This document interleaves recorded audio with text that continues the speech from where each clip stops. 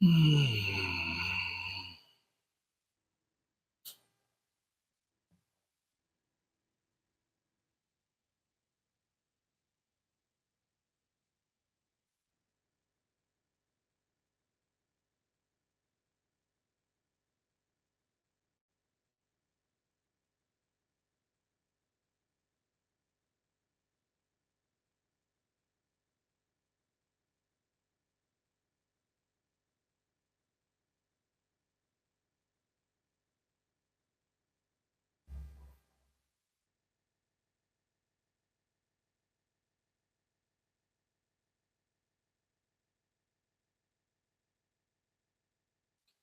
dia, bom dia. Vamos lá, vamos pro que interessa, aquecer pro treino, porque hoje a gente vai fazer quadríceps. O que é melhor do que segunda-feira treinar quadríceps? O que seria? Pouca coisa, né? Bom dia, Laricinha. Bom dia, Camila Lion. E vamos que vamos. Treinar peitoral. Nossa, Francisco, faz tempo que eu não treino peitoral de segunda, viu? Laricinha. Aí você me venceu. Academia vazia é muito bom, né? A academia vazia é uma coisa excelente. Excelente. Excelente.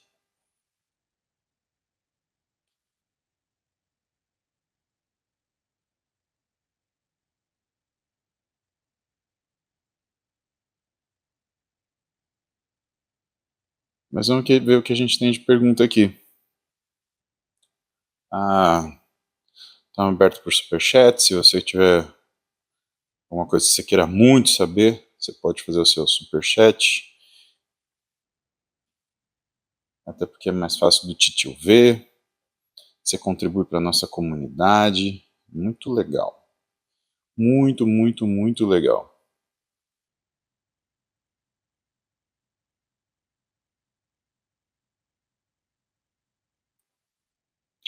Cadê os temas?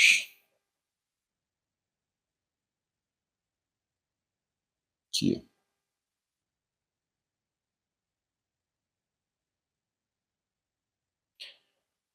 Ah,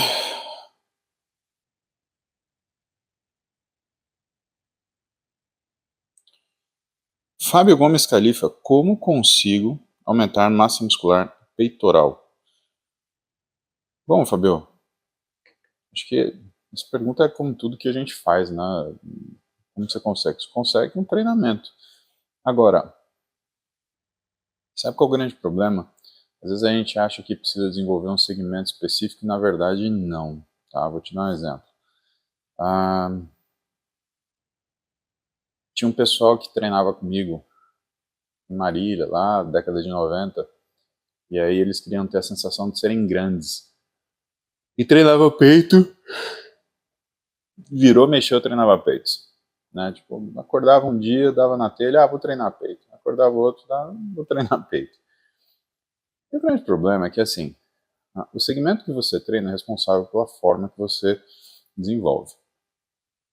E nessa situação, quando você quer dar uma sensação de ser grande, tamanho, volume, né, o treino de dorsal ele é mais importante. O treino de peito ele dá detalhamento para o seu físico, ele dá riqueza para o seu físico, assim como o treino de abdômen, por exemplo. Tá? Mas a espessura do corpo, quem dá é dorsal. Agora, se você está com dificuldade de desenvolver peitoral, talvez a escolha dos seus exercícios não seja a melhor para você. Tá? E, em segundo lugar, a forma de você fazer talvez não seja a melhor para você. O que eu penso sobre isso? Existe uma escala de exercícios que a gente faz, né, exercícios básicos ou exercícios analíticos, né, que ele é utilizado para você conseguir atingir determinado tipo de resultado que você deseja daquele segmento. Os exercícios básicos Segunda-feira. Os exercícios básicos são exercícios multiarticulares, né? Então, supino é um exercício básico, por exemplo, tá? Que vai trabalhar o peitoral em conjunto com toda a musculatura sinergista dele. Então, deltoides, tríceps, tudo isso vai trabalhar.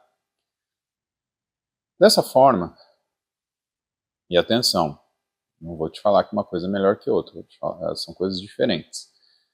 Isso vai te dar a oportunidade de fazer um fortalecimento, né, e melhorar principalmente aquele movimento, né, aquele movimento que é o movimento do supino, aquele press, aquele empurra e volta. Tá? Mas você também tem as máquinas que vão fazer com que você consiga concentrar essa força naquilo que muitos professores chamam de trilho biomecânico, né? Achar o jeito que o músculo fica ativado no máximo da sua capacidade, sem dissipar força para os sinergistas. Né? Você tem um músculo que faz o movimento, você tem os músculos que ajudam. Tá? E que é, por exemplo, toda a dificuldade de você ter aquelas máquinas convergentes, aquelas máquinas que tem, né, em vez de você fazer supino empurrando para frente, sim, você faz com um pouquinho de angulação. Então, esses são exercícios analíticos. Meu conselho é, nunca parta para um exercício analítico se você não faz bem o básico. Ou seja, se você não está fazendo um supino bom, vai estar foda. Se você não está fazendo um supino bom, não parta para uma máquina como se fosse o seu desenvolvedor principal. Porque, na realidade, existe essa necessidade de você aprender a usar um músculo para fazer um movimento adequado. O profissional de educação física chama isso de consciência corporal, tá? Mas tem alguns nomes, tem estereognosia, tem N nomes diferentes. Uma dica importante é, se você tem dúvida, pô, mas como que eu vou saber se o meu supino está bom ou não? Simples. Tenta fazer o mesmo movimento, só que com halter. Se esses halteres você conseguir pegar uma carga semelhante à do supino, só que manter bem equilibrado, né, aquilo lá significa que você está fazendo um bom supino. Né? Se você conseguir repetir o movimento do supino no halter, sem ficar balançando, sem perder o equilíbrio, né, isso daí é um bom supino. Agora, é óbvio que a gente tem muita dificuldade de fazer com halter com a mesma carga do supino. Então, o que você vai medir? Você vai medir a diferença de carga que você faz num halter para o supino reto, por exemplo. E aí, você consegue ter uma ideia mais prática, uma ideia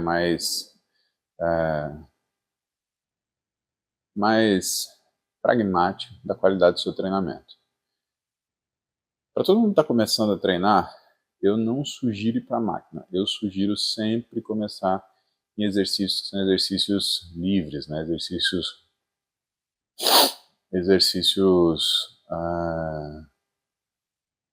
como é que fala? Exercícios com halter, exercícios com barra, porque uma das coisas fundamentais é você conseguir controlar o movimento que você está fazendo. Então, acho que a dica principal é, tem feito bastante exercício livre, né? Fique em cima dos exercícios livres. Isso daí, nesse momento, a gente tem um ganho que é o aprendizado de movimento que vai ajudar você a melhorar. E aí vale para qualquer segmento muscular, bíceps, tríceps, peito, dorsal. Ai, ai, eu precisava de um pouquinho mais de noite. Joe Gabriel, sou ectomorfo, treino forte, como muito, tomo whey e creatina. Mais alguma dica? Tem sim. Bom, em primeiro lugar, paciência. Se você é ectomorfo, né, vai demorar um pouquinho mais para você desenvolver volume, só que o físico, né, ele fica muito legal. A outra coisa é, o segredo não é comer muito, é comer certo. Às vezes comer muito, às vezes não. Quando você come de uma forma não controlado, ou seja, você come o máximo que você pode, isso não é uma garantia que teu físico vai desenvolver.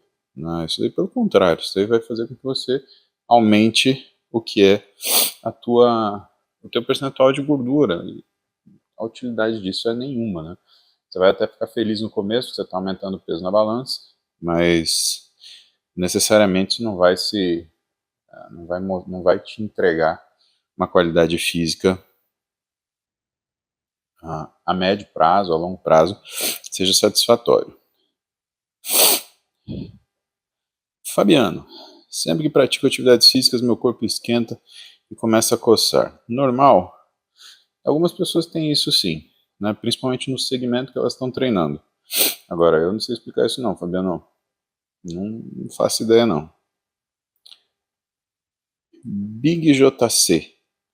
Como evitar a resistência à insulina? Dificuldade de absorção de carbono no ganho de massa? Ótima pergunta. Sabe que uma das coisas mais importantes para a gente em relação à alimentação é como você entrega ela, né? A gente fica pensando só caloria, macronutriente, tanto de proteína, tanto de carboidrato, e aí no final você fala, pô, mas tô acertando tudo isso, que falta, né? Imagina que o teu corpo ele tem também uma capacidade de assimilar energia, né? Ou direcionar essa energia para o músculo de acordo com que a velocidade dessa energia ela é consumida. Ou de acordo com a quantidade. Ou seja, é como se fosse um funil. Por mais que você aguente a comer, sei lá, 15 mil calorias numa refeição, naquele período você consegue direcionar para o músculo, sei lá, 1.000. Né? E os outros 14 mil? Os outros 14 mil, se o seu corpo lidar com isso, ele vai adicionar no seu tecido adiposo, na sua gordura corporal. Então, o grande truque, na verdade, é como você distribui as alimentações para você conseguir fazer isso. E entenda, isso também é treino. Não é que você vai mudar a sua dieta amanhã e vai dar tudo certo. Você vai corrigir alguma coisa. O tempo da dieta, pessoal, não é só o tempo de você conseguir queimar a gordura. Não é isso. É o tempo que o teu corpo ele demora para se acostumar com um modelo de alimentação. Né? Pensa que do mesmo jeito que se aprende uma língua, que se aprende matemática, português, geografia, o teu trato gastrointestinal, ele aprende, entre aspas, a forma que você está se alimentando. E muito do que demora para o teu físico responder, geralmente é o tempo que demora para esse aprendizado acontecer. Essa é uma das coisas mais importantes aí que a gente tem nessa condição.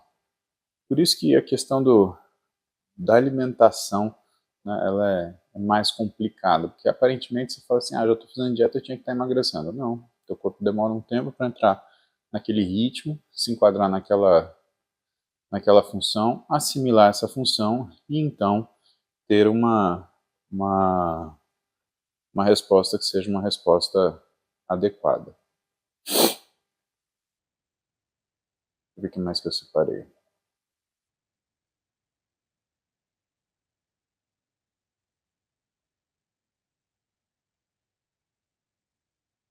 Antônio da Silva Rosa, para aumentar o que tenho de massa após os 43 anos, seria melhor entrar com suplementação? É possível ganhar 3 quilos somente com alimentação simples? Antônio Silva da Rosa. Antônio da Silva Rosa. Na verdade Antônio, mas é exatamente o que estava falando, né? Você precisa fazer primeiro o ajuste da sua rotina alimentar. Se você não fizer esse ajuste, dificilmente você vai conseguir fazer com que o suplemento funcione, né? Então, primeiro a comida, depois o suplemento. Está faltando comida? O suplemento não resolve. Está consumindo alimento, só que sem uma organização, sem uma estratégia, o suplemento também não resolve. Né? O que acontece com o suplemento é que às vezes ele diminui os déficits que você tem, mas ele não corrige os erros que você faz. Então isso é uma das coisas importantes em relação à suplementação.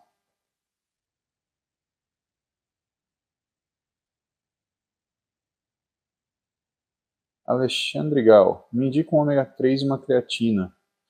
Creatina, a priori, se tiver o selo Creapure, tá legal, né, é de boa qualidade, isso indica boa qualidade. E o ômega 3, cara, você tem muita marca, né? Aí depende, porque também você pode escolher um ômega 3 que seja rico em DHA, né, é, que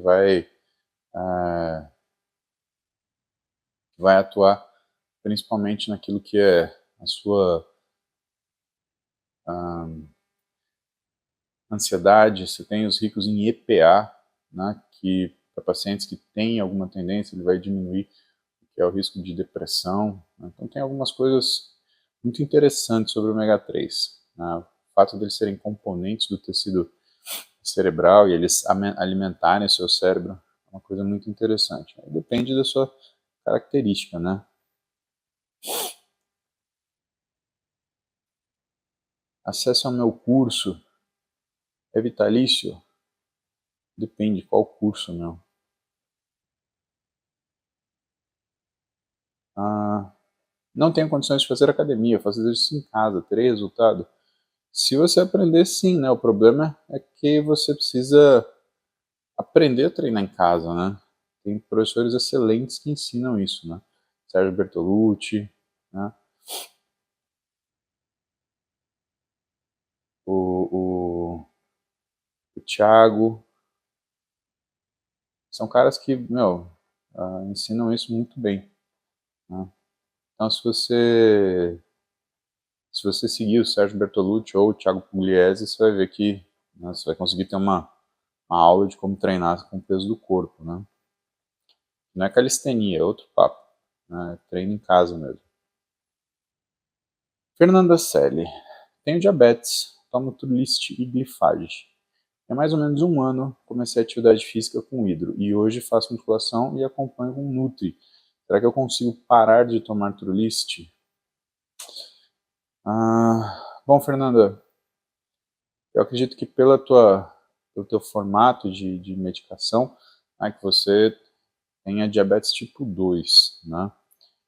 A gente precisa saber quantos anos de diabetes você tem, né? E saber se você tem uma reserva pancreática adequada, porque o que acontece? Se você tem um diabetes descompensado, que você não cuida, você vai acabando com o seu número de células produtoras de insulina no seu pâncreas. Isso é uma das razões de você usar o Trulicity, né? O que ele faz? Ele é um análogo de GLP-1, ele vai fazer com que a insulina que você produz, ela dure mais tempo, né?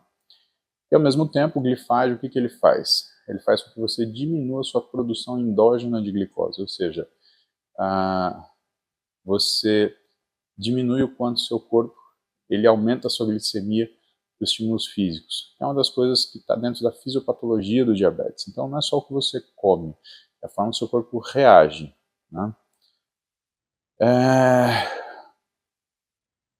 Atividade física com hidro é uma atividade física de baixa intensidade, então não é uma coisa que vai conseguir fazer você equalizar, né, a tua glicemia.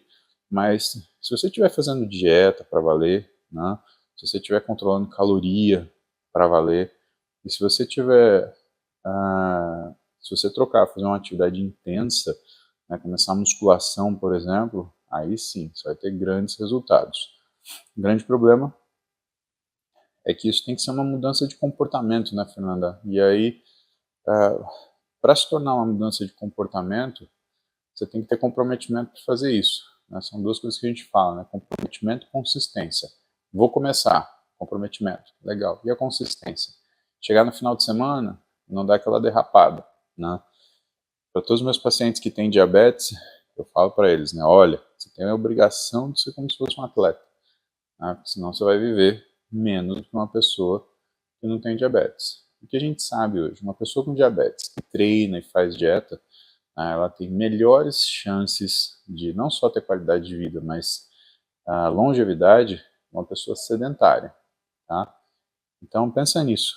Você precisa mudar não é só a sua rotina, precisa mudar a sua cabeça. Então aquela história, eu me permito, porque tem que viver a vida. Quando a nossa vida está em jogo, essa discussão ela fica mais complicada, né?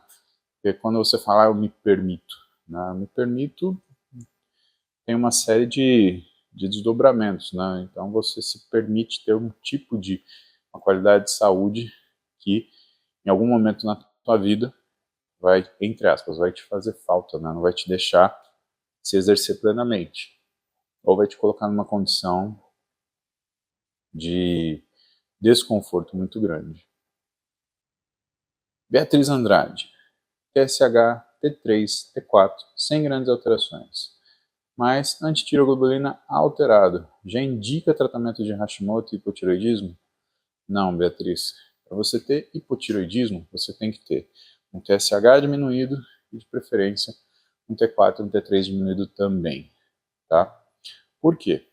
Porque mesmo quando o TSH está muito aumentado, se os hormônios eles estão normais, a gente chama isso de... Eu estava lembrando que é o tipo da coisa que a gente fala, isso eu trato sempre, né? Ou então, isso eu trato nunca, eu não permito que esse exame chegue em tal nível. Mas sabe qual é o problema de tireoide? Tireoide é rapidamente modificável, né? E essas, às vezes você pega um paciente que tem uma alteração, se você fizer o exame de novo, dali 2, 3 semanas, essa alteração foi embora, né? É o caso do que é o hipotireoidismo subclínico, quando você tem o TSH muito alto, só que você tem T3 e T4 normais, tá? Então a gente classifica em hipotireoidismo subclínico leve, quando o TSH até 10, e um hipotireoidismo subclínico grave, quando ele é de 10 a 20. Né? Lembrando que o critério de ser subclínico, né, é você ter T3 e T4 normais. Por que a gente não deve acelerar para tratar? Porque, na verdade, quando você tem uma variação de função tiroidiana, ela pode ser devido a várias causas. Ela pode ter sido, por exemplo, que você tomou um corticoide, ela pode ter sido que você dormiu mal, porque você não está se alimentando direito, você está cortando caloria, né? Aí o teu corpo faz o quê? Ele aumenta o TSH para forçar a sua tireoide a produzir mais hormônio tiroidiano. Mas quando a gente mistura, por exemplo, Hashimoto, né, aí teoricamente, aí você teria que ter tudo isso modificado, né? Então TSH, T3 e T4 teriam que estar diferentes. Um hormônio antitiroglobulina aumentado significa que você tem aumento de produção de anticorpo, tá? Então é isso que faz diferença.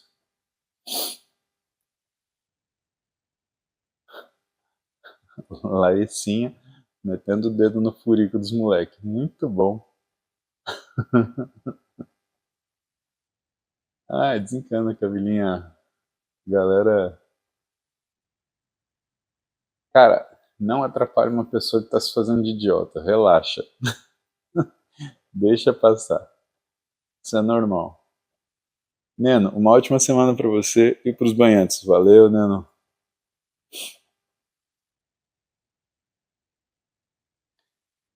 YMA Clips. Posso chegar ao seu nível de shape natural? Dificilmente, meu. Sendo sincero, né? Primeiro porque tem uma série de coisas, né, relacionadas ao físico, né, meu? Primeira coisa tem o tempo que você treina. Segunda coisa tem o quanto você investe em pessoas que te ensinam para você treinar alguma coisa que seja na direção do que você precisa, né? Terceiro, tem o que é a sua capacidade de manter aquela rotina. Então tem muita coisa que vem antes do que é ser ou não natural. Vem uma rotina inteira que, cara, você quer simplificar com um comprimido. Então, não dá, não, a coisa não é bem assim. Creatina faz perder cabelo? Não. Tem muita gente falando isso, tá errado, tá? O que acontece? Na realidade, então, o cálcio, que é o que acontece é o seguinte, né? Teve um artigo que o sujeito escreveu, que ele apontou que quando você usava creatina e treinava, aumentava o seu DHT. e que, portanto, poderia ter um comprometimento daquilo que era o cabelo. Então, você podia ter queda de cabelo por conta disso, né? E, na verdade, o que falta para você chegar nessa... O que falta para você chegar nessa, nessa condição, né? Nesse raciocínio? Falta uma coisa muito importante, né? Um grupo controle sem treino. Por que falta isso? Porque, aliás, um grupo controle que treina, mas não toma creatina. Por que isso? Porque o treino por si só ele aumenta o DHT. Então, não tem muito essa coisa de tipo, mas tem uma alteração hormonal, mas essa alteração hormonal é presente em qualquer treinamento. Então não adianta, não adianta você ter, como é que fala? Não adianta você ter o dado se você não tem completamente o que é o processo inteiro. Então, não é a creatina que faz necessariamente aumentar, né, a quantidade de DHT sérica, né? Na verdade, o treinamento. Mas muita gente, por causa desse artigo, começou a repetir isso, né, que a creatina faz cair cabelo, a creatina faz cair cabelo. É negativo. Malk, qual frase mais motivadora que você já ouviu na sua vida? Eu tenho anotado até hoje 5 regras inegociáveis para a hipertrofia que você me disse. Frase mais motivadora? Não. Acho que não é a coisa mais motivadora que eu escuto, né? Porque pro sim é aquela coisa que você sempre conta com ele, né? Você vai e segue adiante tendo aquilo que é o esperado. Agora, quando alguém te fala não, aí a coisa é diferente. Porque sabe o que acontece? A opinião das pessoas, ela sempre está baseada naquilo que são as experiências próprias. Então, se elas tentaram uma coisa e elas não conseguiram, o que elas vão falar para você? Não. Se algo que você pede para elas nunca foi oferecido a elas, o que elas vão fazer para você? Vão te falar não. E isso, o não, ele te obriga a melhorar, ele te obriga a mudar, ele obriga você a ter uma conduta proativa em relação ao problema. E a gente normalmente fica bravo com os nãos que a gente toma, né? Saiba que na tua vida você cresce justamente por causa dos nãos que você toma, não por causa dos sims, né? É justamente o não que você toma que faz com que você siga adiante, que você busque aquele resultado. E a parte boa disso, Mal, é que quando você procura uma solução para um problema, né, você acaba encontrando várias coisas que você deveria fazer para que esse problema não existisse ou para você conseguir solucioná-lo. Isso é uma das coisas mais importantes, né? Quando você tem um problema e procura solução, você não acha só uma. Então, a melhor coisa da vida é não.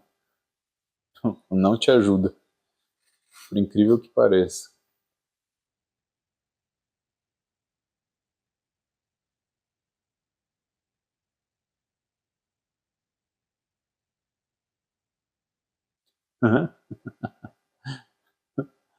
Foi bom te conhecer. Helena Garcia, bom dia. Alguma dica para ativar menos o trapézio superior no treino de ombro, sendo que está desenvolvendo mais em relação ao deltoide e o resultado estético não está agradável? Helena, tem sim, tá? Trapézio, primeiro. Trapézio é um músculo que você nunca deve deixar ele no treino, ele flácido. Você sempre tem que controlar o seu trapézio, tá? Isso significa o seguinte, que controlar a posição da escápula vai dizer, por exemplo, o quanto você vai conseguir ativar de deltoide e o quanto você vai ativar do restante. Então, o jeito que você, né, pode tentar ativar o deltoide, né, sem ter uma sobreativação do trapézio, que sempre vai ser ativado, é você rebaixar a escápula. Então, o que você vai fazer? Aquele movimento de empurrar o ombro para baixo. Quando você empurra o ombro para baixo e segura no grande dorsal e faz a elevação, você está fazendo a elevação 100% deltoide. Agora, o que vai acontecer?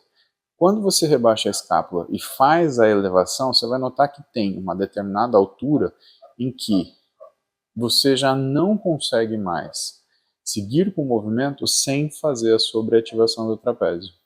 E aí é esse ponto que você vai parar no seu movimento, tá? Mas de fato, o que você está perguntando é uma coisa muito difícil mesmo da gente conseguir conquistar, que é justamente chegar nesse desenvolvimento de deltoide sem conseguir sobreativar o trapézio.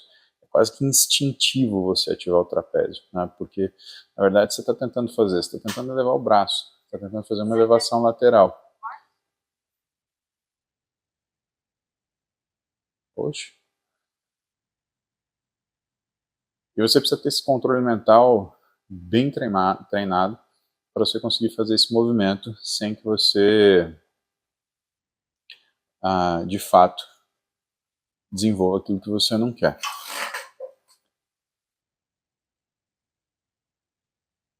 Lineker Polhanhoek. Tenho 31 anos, trabalho de borracheiro e faço crossfit. Comecei a treinar com 100 quilos, hoje estou com 80. Uma dica para ganhar massa. Deixa eu ver teu físico, Lineker. Bom físico, hein, meu? Bom físico. Tinha que saber quanto tempo se treina, né, Lineker? E assim, o CrossFit, ele te dá um condicionamento e uma hipertrofia, né, limitada, né? Por quê? Ele nunca vai fazer você hipertrofiar mais do que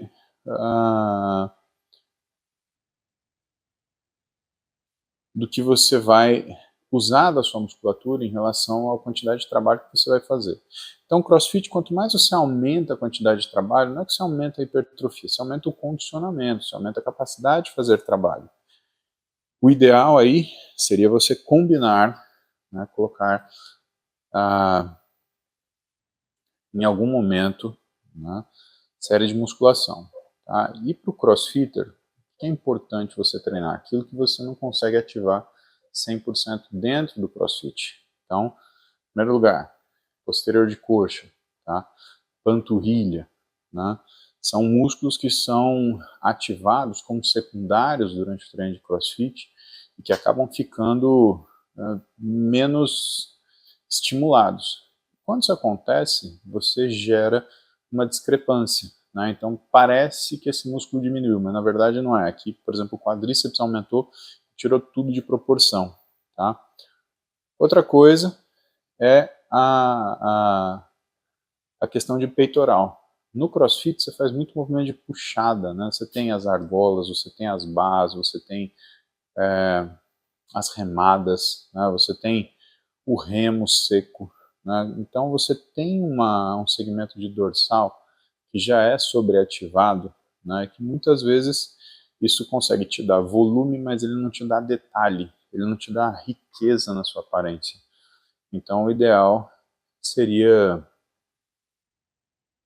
o ideal seria fazer um treinamento de peitoral para complementar isso daí, né? Então, acho que o que está faltando aí é justamente você colocar um pouquinho de musculação para você fazer esses ajustes.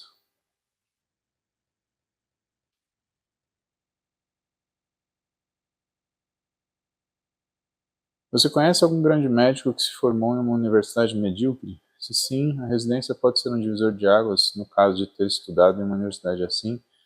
Conheço, conheço sim, né?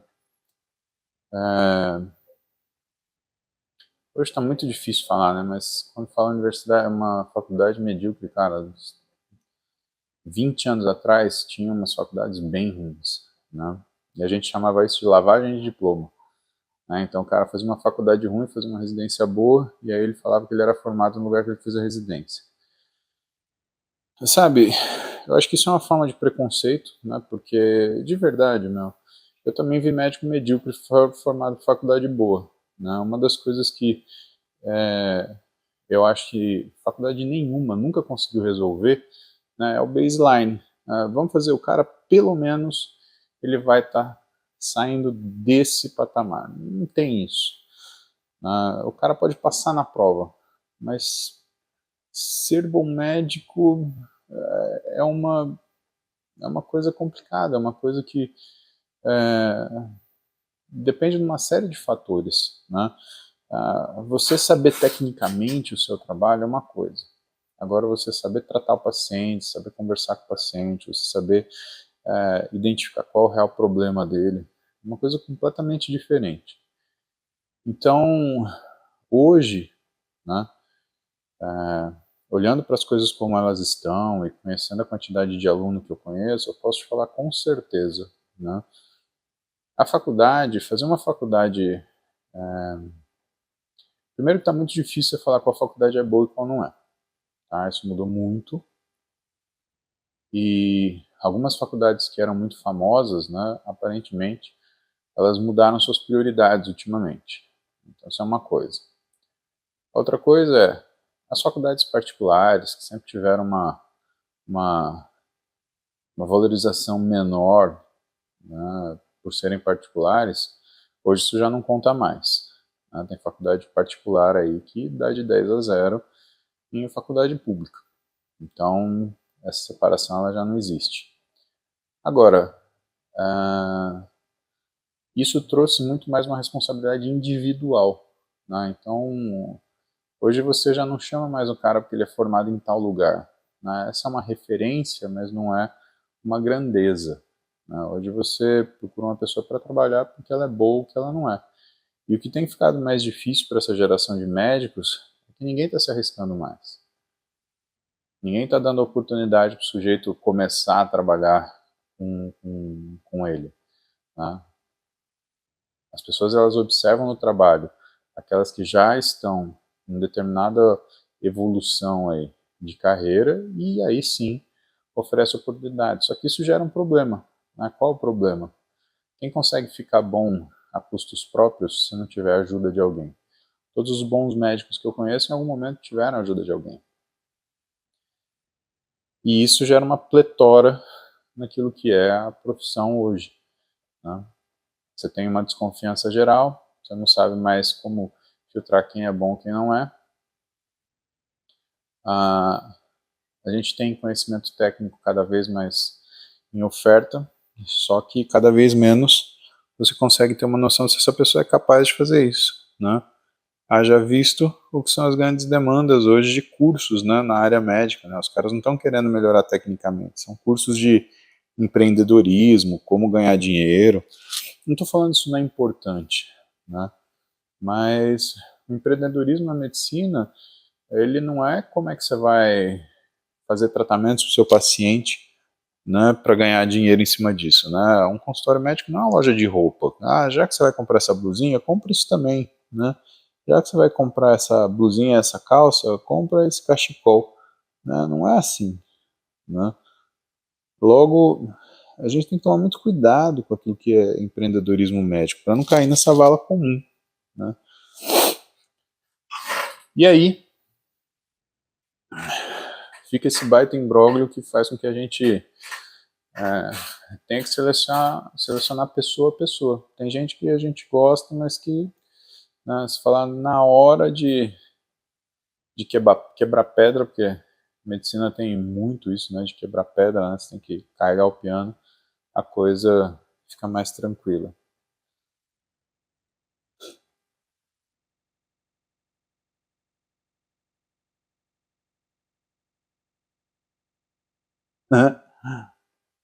Manu, tenho hipotireoidismo controlado, doença de Graves, mas consigo fazer atividade tranquilamente. Será que é uma boa reverter para hipo? Não, tenho hipertireoidismo controlado. Tá. Será que é uma boa reverter para hipo? Será que consigo fazer exercício? Afeta a disposição? Manu, hipotireoidismo é doença, igual ao hipertireoidismo. Sempre que você tiver um distúrbio de tireoide, você vai ter um problema associado a isso. Do mesmo jeito que quem tem hipotireoidismo, se reverte, faz um hiper, né, vai ter problema também. Então não faça isso. Não é uma escolha sábia. Lucas Meirelles. Bom dia, batendo macros de proteína com whey. Teria resultado similar com comida? Dinheiro não é o problema. Restrições para comer carnes e não coube tudo. tá? Não, não é a mesma coisa, né? Tem uma coisa que fala tempo de absorção, né, que modifica o que é essa estratégia. Então não dá para você fazer uma alimentação só de whey. Até porque também você não aguentaria, né? Lembra que eu te falei, food first. A primeira comida, depois você pensa no resto. Jairo Feiteira. Posso substituir café da manhã pelo pré-treino? Fazer o treino de manhã após acordar? Opinião. Obrigado por tudo que tu ensinas. Abração. Abração, Jairo. Olha só.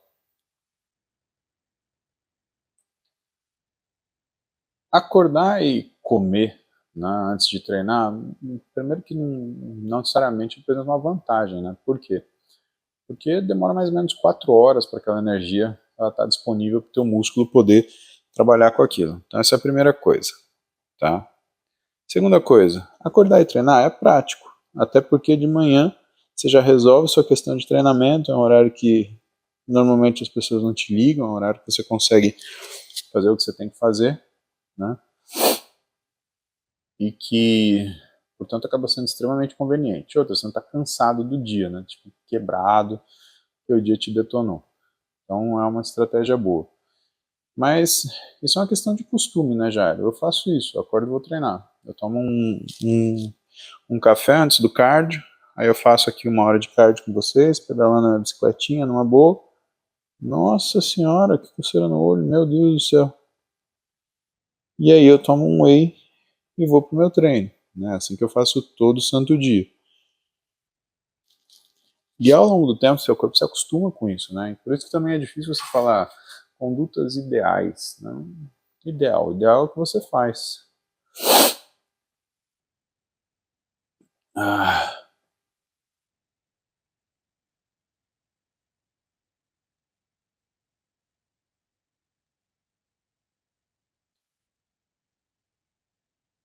Daniel Júnior. Uma amiga do interior do Minas com uma escoliose significativa gostaria de indicação de médico especialista para iniciar a avaliação. Doutor Vinícius Benites. Fale com ele. Lineker, já faz 1 ano que estou treinando. Muito bom, é isso aí.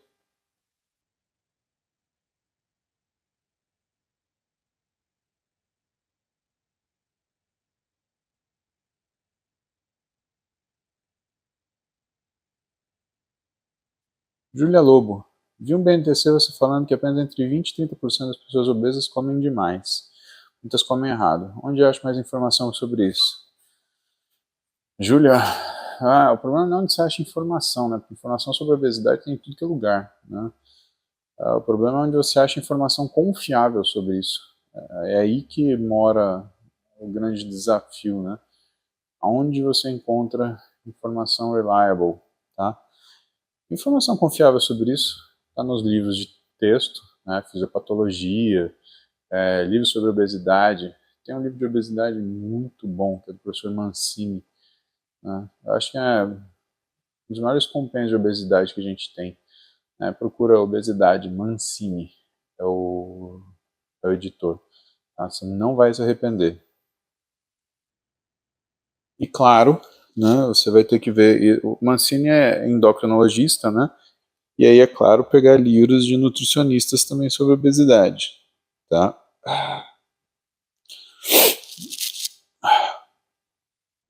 Kátia Marques. Obrigado por compartilhar. Estou há 1 mês com personal 3 vezes na semana, mais endócrino, nutri, cardio, depois de 10 anos sedentárias. Tenho muito enjoo e náusea nos treinos. Alguma dica? Kátia, a dica é aguenta firme, tá bom? Por que aguenta firme? Porque muito provavelmente esse enjoo, ele é você produzindo lactato, né? E o teu estômago tentando expulsar esse lactato, enchendo seu estômago de água, tá? Então, primeira coisa, não pare. Segunda coisa, isso daí é feito do treinamento. Você pode tentar, come uma maçã pequena antes do treino, tá? E segura um pouquinho na água para você não ficar com aquele estômago balançando, blá, blá, blá, blá, blá. Aquilo incomoda pra caramba, né? Você vai ter piora desse incômodo. Combinado? Gente, preciso ir treinar. Muito bom estar com vocês. Mas, vida que segue. Eu tô com o telefone quebrado, então a gente vai fazer a priori BNTC no Nação Muse e aqui no YouTube, tá? Pelo menos até eu conseguir consertar o outro telefone, aí a gente volta pro Instagram. Então a gente se vê aqui amanhã, mais ou menos umas 7 da manhã. Eu posto o link no Instagram e a gente se encontra aqui, tá bom? Beijo pra vocês. Nação Muse, até mais. Falou, falou. Fiquem bem. Ótima semana para todos.